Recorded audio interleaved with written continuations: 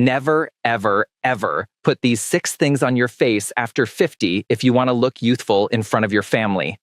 I've spent 30 years doing makeup under the most unforgiving lights in Hollywood, and I watch women make these mistakes every single day. Mistake number 4 is something you were actually taught to do at the beauty counter.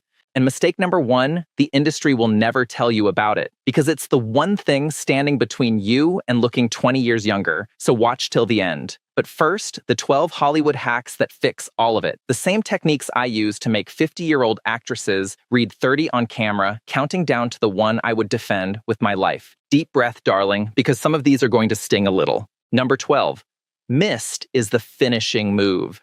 Every makeup trailer I've ever worked in ends the same way. A fine facial mist over the finished face, then gentle pressing with clean hands or a damp sponge. That one step fuses foundation, blush, and skin into a single surface. Any powderiness dissolves, any hard edges melt, and the face takes on that lit from within finish that reads gorgeous on a movie screen and even better across a dinner table. Keep one mist on your vanity and one in your handbag because a midday spritz revives a tired face faster than any touch-up powder ever could. And that's just the closing move. The next one starts before the makeup even touches you. Number 11, warm everything on the back of your hand first. Cold foundation straight from the bottle sits on mature skin like paint on a wall. On set, I dot the product on the back of my hand and let body heat soften it for a few seconds before it goes anywhere near the face. Warm product melts in, cold product sits on top. It's a tiny habit at the bathroom mirror, and it's the difference between makeup that looks like skin and makeup that looks like makeup. Number 10, cream blush placed high. Powder blush clings to every dry patch, and placing it low on the apples drags the whole face down. I tap cream blush along the top of the cheekbone and sweep it slightly toward the temple, 2 small dots blended with the ring finger in front of the vanity mirror. The flush looks like it's coming from within, and the high placement gives a lift nobody can quite put their finger on. I've watched this one swap take 5 years off a face before we ever touch the eyes. Number 9, let light do the lifting. Not glitter, darling, never shimmer chunks that scream from across the room. A soft liquid glow tapped on the high points. Top of the cheekbone, the brow bone, a dot at the inner corner of the eye, a touch on the Cupid's bow. Placed correctly, light lifts the face the way a surgeon charges 6 figures for. Placed wrong or formulated cheap, it magnifies texture. So the rule is simple. Liquid or cream, finely pearled, and only where the sun would naturally kiss you. 30 years under studio lights taught me the camera never lies about light. Neither does the ladies' room mirror at your granddaughter's wedding. Number 8, retire the all-over powder. This one hurts, I know. You were told powder sets everything, and it does. It sets your makeup, and it sets your fine lines and cement, all before lunch. On set, we spot set only.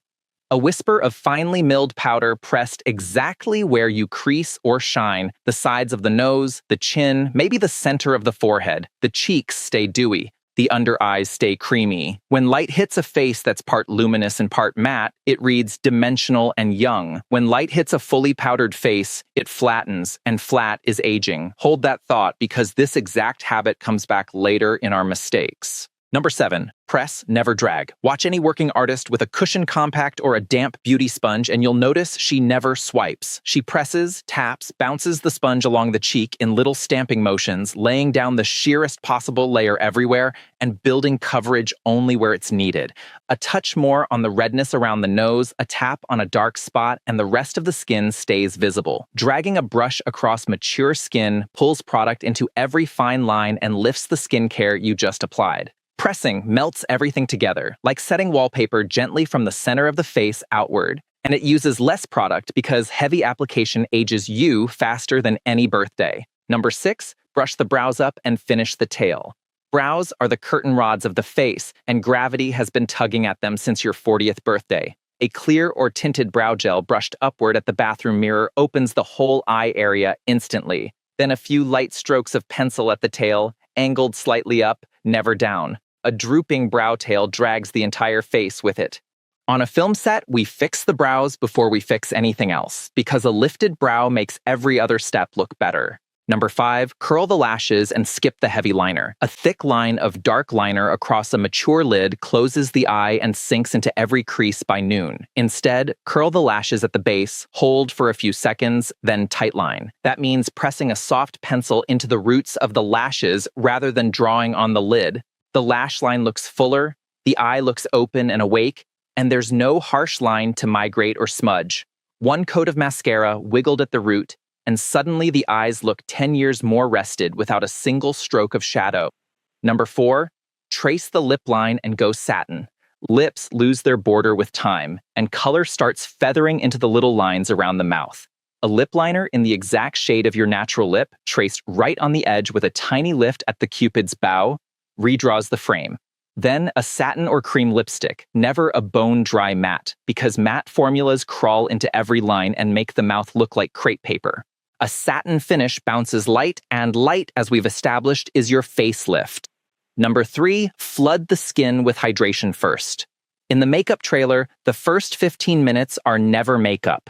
They're thin layers of hydrating toner pressed into the skin with the palms, sometimes 5, 6, 7 coats before a drop of foundation goes on.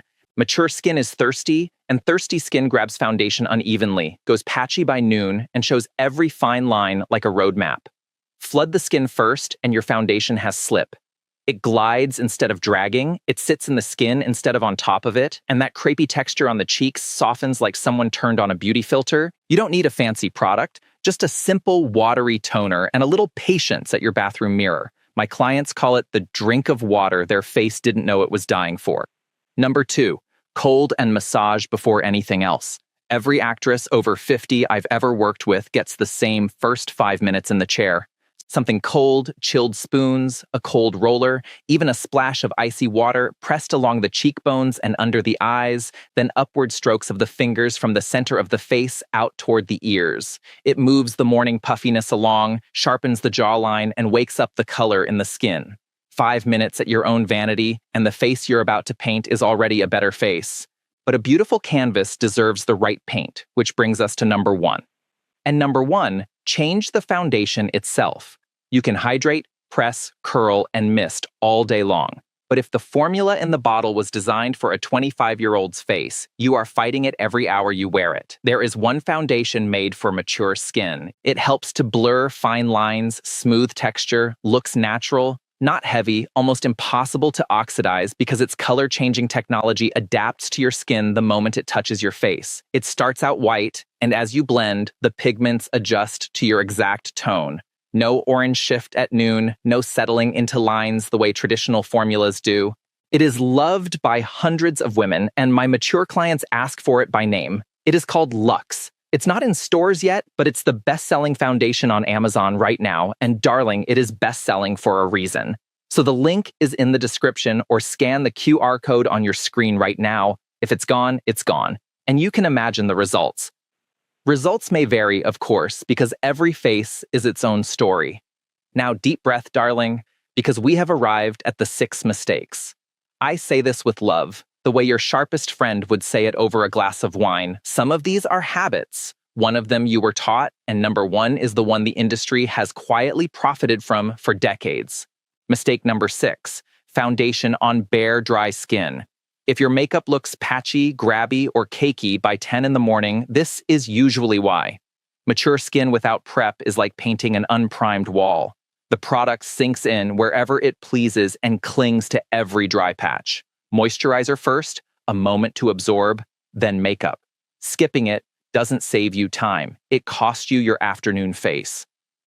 Mistake number 5, heavy concealer under the eyes, then baking it. That thick layer packed under the eye and set with a mountain of powder was invented for drag stages and 22-year-old skin, and I say that as someone who adores both. On a mature under eye, it creases within the hour, settles into every line, and adds shadows exactly where you tried to erase them. Use a thin, hydrating concealer only on the actual darkness, pressed in with the ring finger, set with the lightest dusting or nothing at all. Less product under the eye is the single fastest way to look more rested.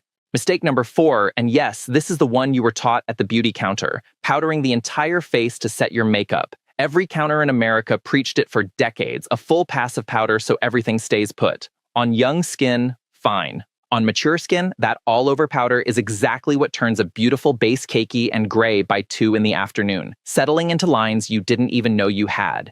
You already know the fix from hack number 8. Spot set only and let the rest of your skin breathe and glow. Mistake number 3, full coverage matte foundation to hide texture. I understand the instinct, cover the enemy. But matte full coverage doesn't hide texture, it upholsters it. Every pore, every line, every bit of crepiness gets a flat, opaque coat that makes it more visible, not less, especially in daylight and in flash photos where heavy matte formulas can flash back and wash you out entirely. Texture is softened by light and hydration, never by coverage.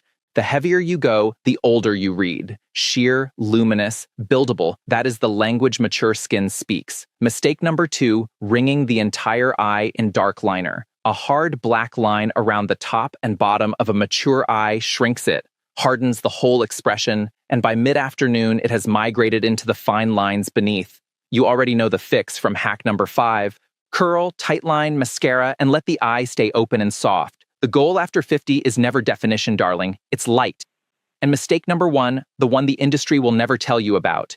It's the foundation formula itself. Traditional foundations are built on pigments that oxidize. The oxygen in the air and the oils in your skin literally change the color on your face, usually darker, usually orange, usually within a couple of hours. So the shade you matched so carefully at the counter is not the shade you're wearing by lunch. The industry has known this for decades. Their answer was to sell you 40 shades and a color-matching appointment instead of fixing the chemistry, because a foundation that goes wrong keeps you coming back to the counter. And now you understand exactly why Luxe took the #1 spot on my list. Color-changing technology makes oxidizing nearly impossible, which is precisely what the traditional formulas can't offer you. The link is in the description, or scan the QR code on your screen.